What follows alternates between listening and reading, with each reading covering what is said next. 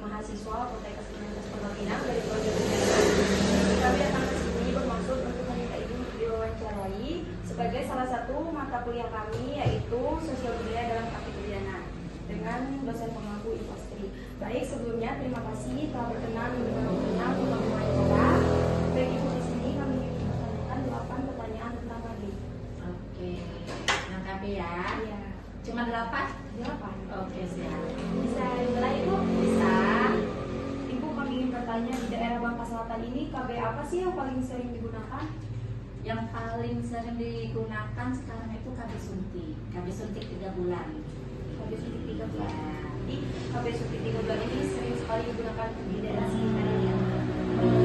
Dan untuk selanjutnya, apa semua warga di sekitar ini menggunakan KB? Kalau untuk penggunaan KB lebih dari 50% itu sudah memakai KB. Nah, ini kenapa kalau sekarang itu kan ininya lebih ke arah KB suntik jangka pendek. KB suntik jangka pendek itu kan kayak pil, kayak suntik. Nah, itu lebih dominan dipilih sebagai metode kontrasepsi. Nah, kalau metode KB jangka panjang seperti implan atau IUD itu ibaratnya pilihan kedua lah. Jadi orang lebih banyak mempergunakan metode KB jangka pendek. Tapi sudah lebih dari 50% dari di desa Kosang ini khususnya yang telah memakai alat kontrasepsi untuk mengatur jarak kehamilan. Ibu, saya minta Ibu, benar sih Bu, warga sekitar di Bangka Selatan ini takut menggunakan KB karena katanya bisa menyebabkan gendut? Kalau itu sebenarnya bukan mitos ya. Kalau seseorang itu misalnya untuk wanita usia subur dalam pemilihan metode kontrasepsi yang pertama, pada saat kunjungan ke bidan pertamanya itu tentu akan diberikan konseling awal. Nah, konseling awal itu dalam artian dia kan belum pernah misalnya pakai KB kan. Nah, sebenarnya kita sebagai bidan khususnya harus terlebih dahulu kita memberikan konseling melalui media alat bantu seperti lembar balik untuk pengambilan keputusan dalam pemilihan KB. Jadi dalam konseling awal itu kita jelaskan jenis-jenis kontrasepsi, kemudian apa itu pilihan kontrasepsinya, kemudian bagaimana metode kerja dari alat kontrasepsi itu, kelemahan, keuntungan, efek sampingnya, Nah, kita jelaskan terlebih dahulu kepada klien dalam perencanaan KB. Nah, dalam pengambilan keputusan kita serahkan kepada ibu dan suami seperti itu. Nah, kalau bidan sudah memberikan konseling awal lengkap, tentunya kan dia udah mengetahui bahwa efek samping, kelemahan, keuntungan dari penggunaan KB itu kan. Jadi kegagalan ataupun drop out dalam penggunaan KB itu semakin kecil. Seperti itu. Selanjutnya Ibu, mirip dengan pertanyaan sebelumnya, tapi ini tentang benar nggak sih menyebabkan jerawat? Kalau untuk menyebabkan jerawat itu, kita kan penggunaan KB, jenis-jenis KB itu kan berbagai macam gitu ya. Ada yang dengan penggunaan alat seperti IUD. Nah, kalau misalnya KB hormonal itu juga apa? KB suntik, KB pil, KB implan, itu kan penggunaan KB hormonal. Nah, kalau penggunaan KB hormonal itu efek sampingnya itu kan bisa dari siklus mensnya yang berubah, kemudian dari penambahan atau penurunan berat badan, dan juga bisa jerawat. Tetapi tidak semua wanita itu semuanya akan mengalami efek samping itu. Jadi tergantung dari setiap wanita itu bagaimana merespon dari efek obat hormonal dari KB itu. Seperti itu. Selanjutnya, ada nggak sih Bu hal-hal yang di daerah Bangka Selatan ini, khususnya desa Kosang ini, yang diperkirakan biasanya dilakukan pada saat ibu hamil masuk kelas 1? Misalnya anjuran dari orang-orang leluhur dahulu tentang ibu yang hamil pada saat masa kelas 1. Kalau sekarang ini kan, kalau dulu kan kebanyakan dilakukan di rumah, bukan di klinik. Tapi seiring dengan waktu mereka sudah mulai memahami gitu ya. Kalau ya 10 tahun yang lalu mungkin masih ada yang misalnya tapi ada beberapa orang gitu yang punya misalnya rumput Fatimah gitu untuk mempercepat proses persalinan. Itu kan sebenarnya mitos. Kemudian penggunaan minyak-minyak ditaruh di perut seperti itu. Nah, kalau kita sebagai bidan menanggapi kebiasaan tradisi terdahulu, intinya kita perbolehkan asal tidak merugikan, membahayakan atau mengganggu keselamatan dari ibu dan janin yang dikandungnya. Baik Ibu, saat kala dua ada nggak sih tantangan yang menjadi kepercayaan di daerah sekitar? Kala dua itu kan saat mengedam ya. Sebenarnya lebih banyak itu mitos tradisinya itu saat kala 1, kemudian saat masa nifas. Nah, kalau untuk kala 2-nya itu kebanyakan tidak ada tradisi. Cuma kalau dulu kan lahirnya kebanyakan lebih ke dukun tanah. Biasanya disuruh mengedam sebelum waktunya, membuka angkat sudah suruh mengedam. Jadi sering terjadi patus macet seperti itu. Selanjutnya saat kala 3 ada nggak sih hal-hal yang dilakukan ibu hamil sebagai kepercayaan, misalnya harus ini. Kala tiga itu kan dimulai dari proses pengeluaran bayi sampai lahirnya plasenta. Itu kan dinamakan dengan kala 3. Nah, tradisinya itu yang sering ibu alami itu saat mereka mengedam gitu ya, melahirkan plasentanya itu disuruh rambutnya itu masuk ke mulut gitu.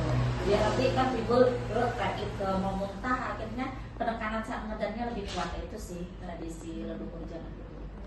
Baik Ibu, sebagai pengalaman Ibu jadi bidan di desa kosan ini, ada nggak sih Ibu tuh menganjurkan misalnya suatu kewajiban kepada ibu hamil yang hendak melahirkan, maksudnya udah melahirkan misalnya bulan 8 itu harus lakuin ini. Untuk trimester ketiga tentunya pemeriksaan yang dianjurkan itu kan sekarang 6 kali gitu ya. 1 kali di trimester 1, 2 kali di trimester kedua, 3 kali di trimester ketiga, jadi 5 kali. Beda dulu dengan kalau WHO itu kan standarnya 4 kali gitu. Nah, pada saat trimester ketiga, saat usia kehamilan 37 minggu menuju proses persalinan, itu pengontrolan kehamilannya itu lebih rentannya lebih pendek, yaitu setiap minggu sekali. Nah, kemudian tentunya kita juga memberikan konseling kepada ibunya mengenai tanda-tanda bahaya gitu pada saat trimester 3 itu apa, kemudian apa yang harus dilakukan jika menemukan tanda-tanda bahaya itu. Kemudian kita lebih menekankan kembali konselingnya itu tentang tanda-tanda ya, dan kemudian mobilisasi ibunya harus tetap nanti, jadi pada saat persalinannya pun akan semakin mudah. Ibu, terima kasih ya untuk informasi yang diberikan. Terima kasih juga untuk waktunya. Maaf juga sudah mengambil waktunya. Semoga menjadi ilmu yang bermanfaat bagi kami dan menjadi ilmu bagi Ibu. Terima kasih. Amin. Sukses selalu ya. Di media. Assalamualaikum warahmatullahi wabarakatuh. Ibu, selamat sore. Sebelumnya terima kasih untuk waktunya. Maaf telah mengganggu waktunya. Dan terima kasih atas ketersediaannya untuk kami mewawancarai tentang nifas dan BBL sebagai salah satu tugas kami dari mata kuliah sosial budaya dengan dosen pengaku IPAS dulu. Baik, di sini kami izin mulai wawancara kemudian itu bisa pertanyaan pertama perkenalkan diri dulu. Baik, perkenalkan saya sebagai moderator dari kelompok saya. Perkenalkan nama saya Dian Fitri Astuti.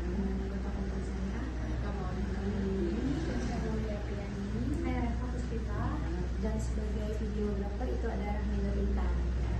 Boleh kami mulai? Terima kasih ya. Yang pertama, apakah di dalam masyarakat di Bangka Selatan ini ada nggak sih tradisi atau adat istiadat yang diharuskan untuk dilakukan oleh ibu nifas? Ibu nifas ya. Kalau di Bangka Selatan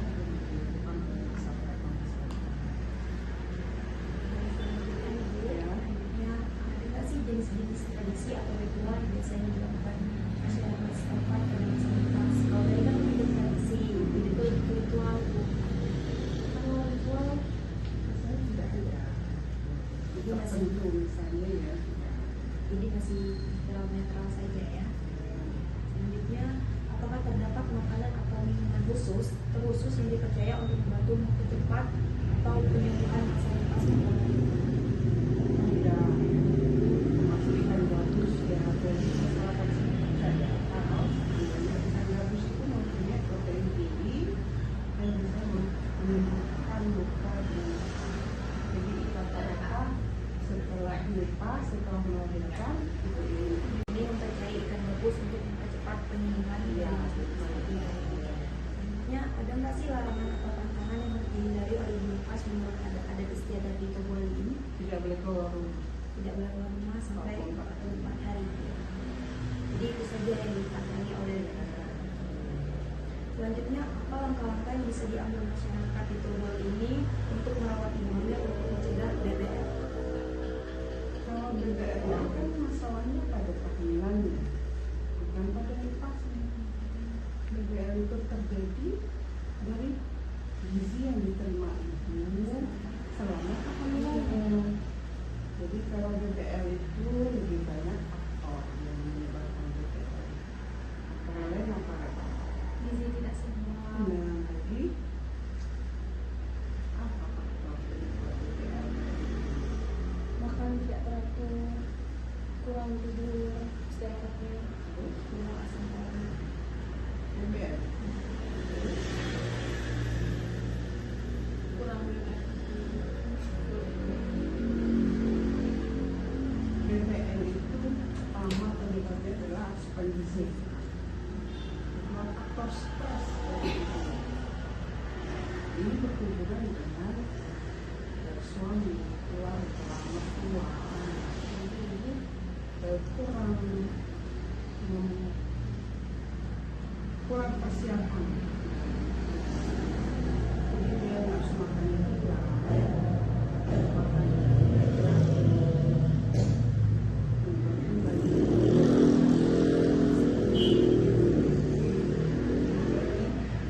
kalau BBL itu tidak pada masa lepas, intervensi, tapi kita lakukan intervensinya pada saat masa hamil. ini juga tetapi BBL lain dengan memberikan paket tambah darah pada ibu capek sekarang mengandung ya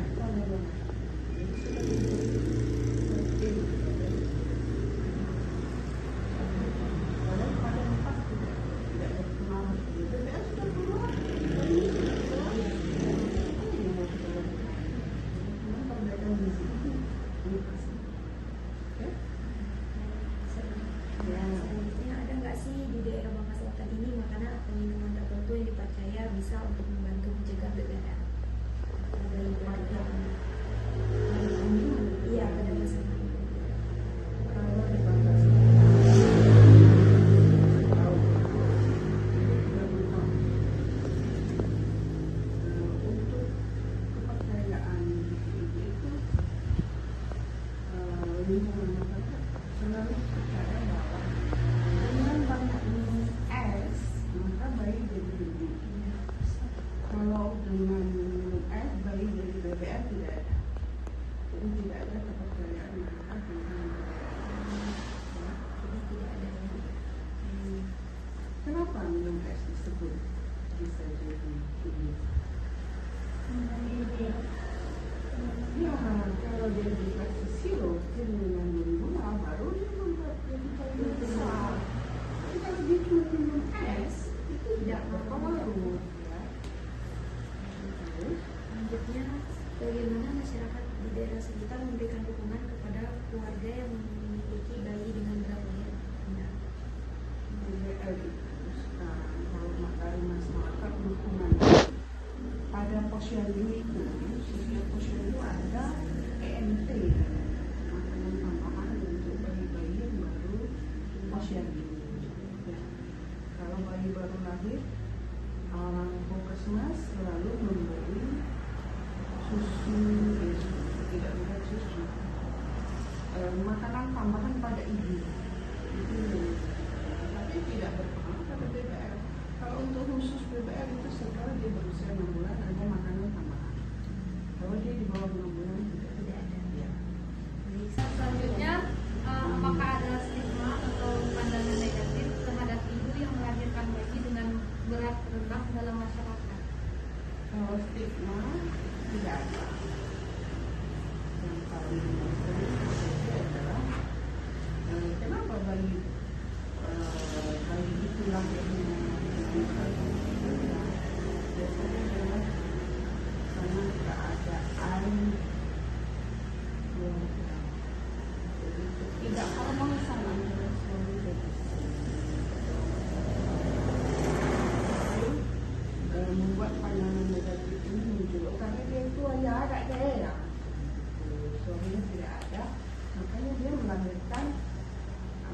Itu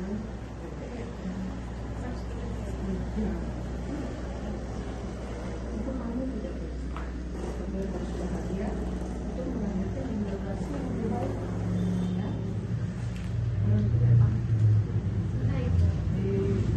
Assalamualaikum warahmatullahi wabarakatuh. Waalaikumsalam warahmatullahi wabarakatuh. Baik, sebelumnya terima kasih atas waktunya sudah berkenan untuk kami wawancarai sebagai salah satu tugas dari mata kuliah kami, mata kuliah Sosial Budaya dengan dosen pengampu Ibu Asri. Baik Bapak, sebelumnya izin kami dari mahasiswa Poltekkes Kemenkes Pangkal Pinang dari Prodi Kebidanan dengan saya Dian Fitri Astiti dan dengan teman saya Leka Maulini, saya Mulia Priani, saya Revox kita. dan teman saya sebagai dokumentasi itu Ramin Nur Intan. Baik, sebelumnya sudah boleh saya mulai untuk pertanyaannya Bapak? Nah jadi untuk sementara waktu kalian ini mata kuliah apa yang ingin ditanyakan? Ini dan salah satu tugas dari mata kuliah kami Sosial Budaya dalam Praktik Kebidanan. Jadi untuk sementara waktu pertanyaan yang akan kita bahas nih kira-kira ada berapa poin? Di sini ada 8 poin dengan ruang lingkup pranikah dan perkawinan. Oke, sekarang kita ajukan pertanyaan. Baik, Sudah bisa dimulai? Sudah, Oke. izin mulai ya.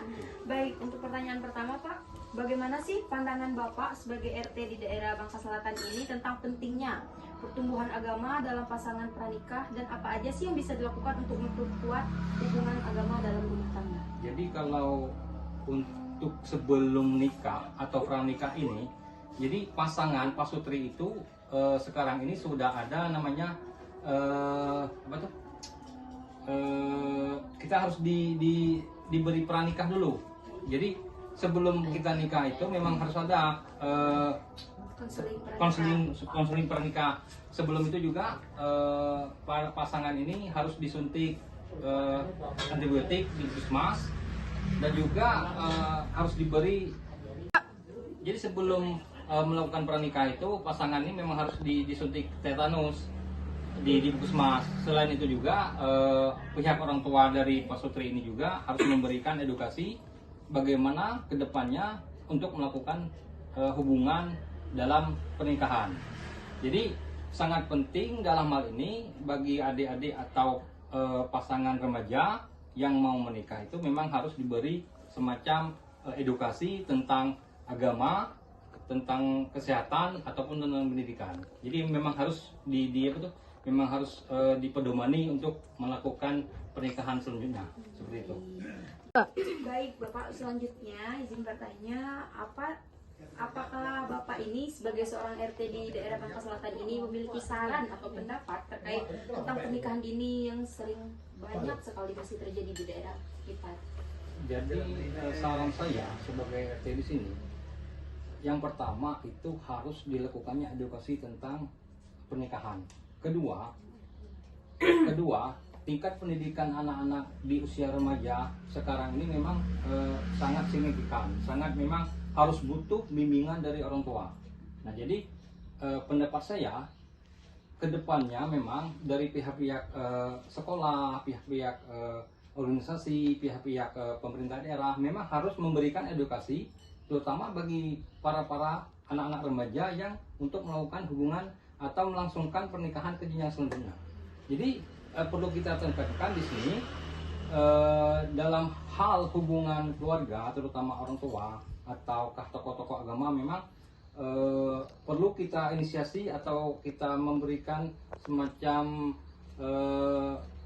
kegiatan-kegiatan yang bersifatnya positif untuk kedepannya agar pasangan suami istri ini nanti tidak terjadi kedepannya perceraian. Jadi banyak kejadian-kejadian perceraian dini ini diakibatkan memang tingkat edukasi, tingkat agama dan tingkat budaya yang sangat rendah di daerah kita ini. Ya. Ya. Bagaimana sih pandangan Bapak yang bisa dikatakan sebagai tokoh masyarakat lah di daerah sekitar ini ketika banyaknya anak muda yang dikatakan belum cukup umur terutama untuk di Bangka Selatan ini?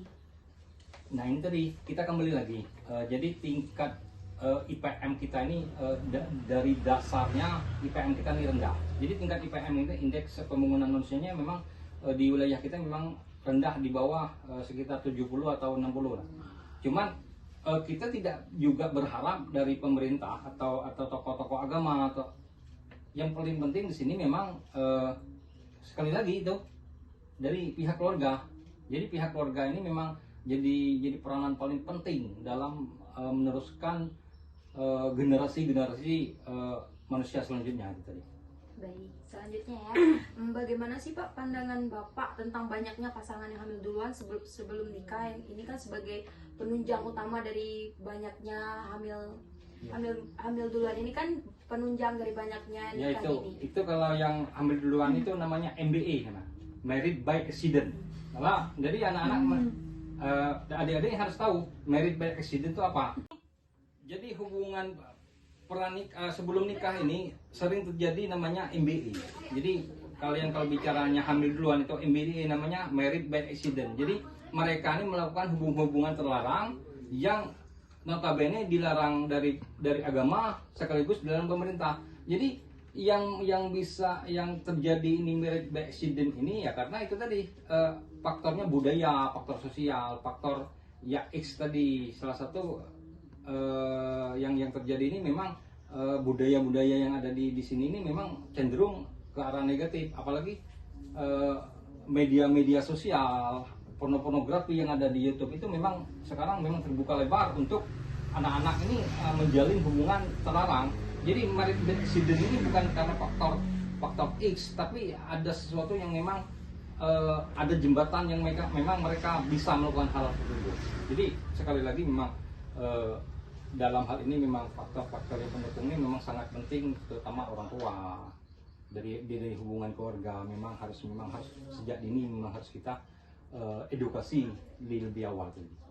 Itu mungkin yang saya sampaikan. Selanjutnya, bagaimana pandangan Anda sebagai tokoh masyarakat ketika melihat banyaknya anak muda yang dikatakan sekarang itu belum cukup umur tapi sudah nikah? Nah itu kembali lagi tadi di daerah kita nih memang ada seperti kawin massal itu yang budaya itu yang sekarang lagi dibenahi atau lagi memang harus dipelajari, sehingga budaya-budaya yang nikah remaja atau nikah yang di bawah usia itu memang cenderung arahnya banyak negatif. Banyak yang kejadian-kejadian yang perceraian di awal nikah, perceraian yang memang tidak didukung dari tanda kutip memang hubungan keluarga, ataukah memang hubungan dalam pernikahan ini memang cenderung faktor ekonomi. Jadi banyak anak-anak muda yang memang sekali lagi memang coba-coba. Banyak anak-anak yang memang coba-coba melakukan hubungan di luar nikah itu memang rata-rata coba-coba. Apalagi itu tadi mereka ini kan enggak memiliki edukasi yang cukup mumpuni, cukup baik. Apalagi memang di daerah-daerah yang desa-desa kan jaringan sosialnya kan terbatas. Jadi itulah orangnya. Jadi kedepannya memang pernikahan yang di bawah usia dini ini memang perlu memang dari sektor manapun memang harus kita tingkatkan lah ke depannya, supaya anak-anak yang di bawah remaja ini memang mengerti tentang dunia itu. Selanjutnya untuk pertanyaan terakhir mirip dengan pertanyaan selanjutnya, tapi lebih tentang bagaimana sih pandangan Anda tentang banyaknya pasangan yang hamil duluan sebelum menikah? Pandangan Anda sebagai seorang RT? Ya, pandangan saya sangat riskan ya, sangat miris dengan adanya sering terjadi anak-anak yang married by accident tadi. Tapi sekali lagi kembali lagi ke faktor X-nya tadi. Jadi pendapat saya atau saran kedepannya memang bagi adik-adik ini kedepannya memang lebih mengedukasi lah sekali lagi. Jadi kalau masalah yang hamil duluan atau married by accident namanya kan, ya memang kembali itu tadi kita tingkatkan edukasi lagi ke depannya. Atau para tokoh agama yang ada di daerah setempat ya memang tidak mampu untuk melakukan bimbingan semacam misalnya memberikan teladan kepada mereka. Jadi kalau masalah yang married by accident atau hamil duluan di luar nikah, ya kita kembali lagi lah kepada personnya masing-masing. Itu aja mungkin. Baik Bapak, terima kasih atas waktunya. Mohon maaf telah mengganggu dan terima kasih sudah berkenan untuk kami wawancarai. Semoga ilmu yang Bapak berikan bermanfaat bagi kami dan menjadi amal jariah bagi Bapak. Serta Amin. Bapak senantiasa diberikan kesehatan oleh Allah Subhanahu wa taala. Amin ya Allah. Amin. Terima kasih Bapak. Mohon maaf jika kami ada kesalahan mewakili teman-teman saya. Terima kasih atas ilmunya. Makasih, Makasih, Pak. Ya, makasih kembali. Assalamualaikum warahmatullahi wabarakatuh. Waalaikumsalam warahmatullahi wabarakatuh. Baik Pak D, sebelumnya selamat malam. Mohon maaf telah mengganggu waktunya. Terima kasih telah berkenan untuk kami wawancarai sebagai salah satu dari tugas kami, yaitu tugas sosial budaya dalam praktik kebidanan. Di sini maaf telah mengganggu waktu Pak D. Kami di sini dari mahasiswa Poltekkes Kemenkes Pangkal Pinang dari prodi kebidanan meminta izin untuk mewawancari Pak D tentang balita dan prasekolah menurut pandangan seorang ustadz. Baik, Pak D, boleh saya mulai pertanyaannya? Yang pertama, seberapa penting sih menurut Pak D pendidikan agama Islam dan untuk anak balita dan anak sekolah? Ya, penting. Orang baru lahir juga dididik dengan diazani. Mana betapa pentingnya pendidikan agama dan sekolah. Orang tanpa mengerti agama dan sekolah ya buta nantinya. Ya. Jadi harus rajin.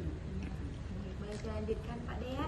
Menurut Pak D ini pondok pesantren itu dapat memberikan kontribusi yang signifikan nggak dalam pembentukan karakter dan moral anak-anak? Ya signifikan karena di pondokan lengkap, bukan saja urusan akhirat, urusan dunia pun penuh itu. Al-Quran itu banyak menjelaskan tentang dunia dan akhirat. Kayak gitu. Lanjutkan ya Pak D. Menurut Pak D sejauh mana Pak D setuju bahwa paguyuban itu dapat menjadi wadah untuk mengembangkan sosial dan keagamaan anak-anak? Paguyuban seperti apa? Misalnya kayak pondok pesantren ini. Oh ya penting sekali. Sangat penting. Jadi penting Pak D sangat sekali, setuju ya Iya. untuk menjadi wadah pengembangan sosial dan keagamaan bagi anak-anak. Baik, terus bagaimana sih pendapat Pak D tentang pentingnya mengintegrasikan pembelajaran agama Islam dalam kurikulum anak-anak sekolah? Misalnya kayak sekarang itu kan anak-anak lebih ke kurikulum sekolahnya. Terus di sana dicantumin tentang agama. Menurut Pak D itu tuh penting nggak? Cukup signifikan nggak untuk masuk ke dalam kayak untuk pendidikan anak-anak? Ya karena kalau sepihak baik misalnya formal aja ya kurang. Mau nggak mau ya ada selipkan juga agamanya sih.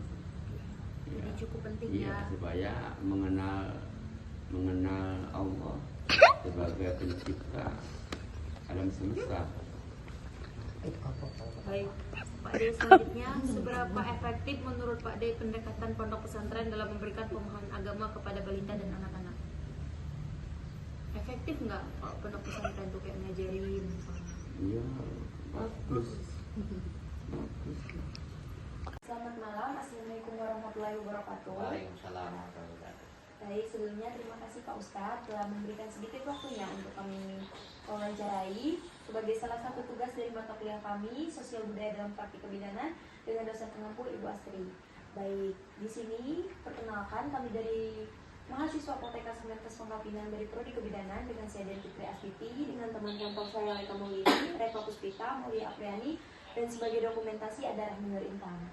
Baik, Bapak di sini boleh saya mulai untuk pertanyaannya. Baik, yang pertama, apakah Bapak sebagai seorang ustadz ini memiliki saran atau rekomendasi terkait bagaimana sih memperkuat aspek budaya dalam prakonsepsi melalui pendekatan pondok pesantren? Ya, sangat bagus sekali dengan merencanakan suatu pernikahan, sangat baik sekali dengan ini dikatakan dengan keagamaan. Ya, benar. Baik Bapak, selanjutnya, apakah Bapak sebagai seorang ustadz ini percaya bahwa praktik tradisional dalam kehamilan memiliki pengaruh pada kesehatan ibu hamil di wilayah Kepulauan Bangka Belitung, terkhusus Kabupaten Bangka Selatan ini? Percaya. Percaya. Nah, untuk proses persalinan dan sebagainya, tradisional sangat diperlukan. Jadi beriringan ya dengan medis, dengan Ya, tradisional juga. iya. Baik, izin untuk melanjutkannya Bapak. Ya. Apakah Bapak ini memiliki saran atau rekomendasi terkait bagaimana sih memperkuat aspek budaya dalam prakonsepsi? Prakonsepsi ini persiapan sebelum kehamilan Bapak, melalui pendekatan tokoh masyarakat. Ya, berkalian untuk pendekatan kehamilan sangat perlu sekali, karena untuk jenjang kehamilannya jangan terlalu rapat, jangan diatur kelahirannya dengan akta dan seterusnya. Baik, terima kasih Bapak. Selanjutnya, apakah hal-hal dalam kasus budaya di Bangka Selatan ini yang menurut Anda penting untuk mempertimbangkan dalam praktik dalam perencanaan kehamilan ini? Ada nggak hal-hal? Ya, yang hal-hal yang perlu diperhatikan pernikahan dalam usia dini adalah tetap melibatkan kontrasepsi KB, juga jangan terlalu dekat kelahirannya.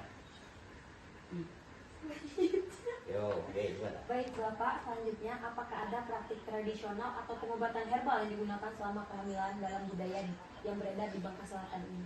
Ada, jadi seperti urut, menaikkan pijat urut dan obat-obat lain tradisionalnya yang lain untuk kekuatan janin di dalam urutnya kandungan. Baik Pak, selanjutnya ada nggak sih Pak pantangan atau kebiasaan khusus yang harus dijalani oleh wanita hamil menurut adat di daerah sekitar Bangka Selatan ini? Ada, jangan sering keluar malam akan mengaruhi janinnya. Kemudian jangan terlalu begadang, juga sangat mempengaruhi janinnya supaya dengan selamat. Baik Bapak, selanjutnya bagaimana sih menurut Bapak peran paguyuban itu dalam memberikan pemahaman tentang kehamilan kepada anggota-anggotanya? Paguyuban sangat perlu sekali dengan memberikan arahan-arahan terhadap ibu hamil di paguyuban, terutama di posyandu. Jadi sangat pengaruh Bapak. Pengaruh. Ya. Selanjutnya Bapak, menurut Bapak sebagai seorang ustadz, apakah nilai-nilai budaya dalam kesenian tradisional di Bangka Selatan ini dapat mendukung kesehatan ibu hamil dan janin? Bisa untuk senam berbincang dan olahraga lainnya dapat membantu mensehatkan janin dalam kandungannya. Baik Bapak, jadi sekian pertanyaan dari kami. Terima kasih atas ilmu yang telah Bapak berikan. Semoga menjadi ilmu yang bermanfaat bagi kami dan amal jariah bagi Bapak. Terima kasih atas waktunya dan terima kasih telah berkenan untuk kami wawancarai. Ya. Terima kasih Bapak, mohon maaf jika ada kesalahan. Semoga Bapak selalu diberikan kesehatan oleh Allah Subhanahu wa taala. Terima kasih Pak. Terima kasih Pak. Terima kasih Pak.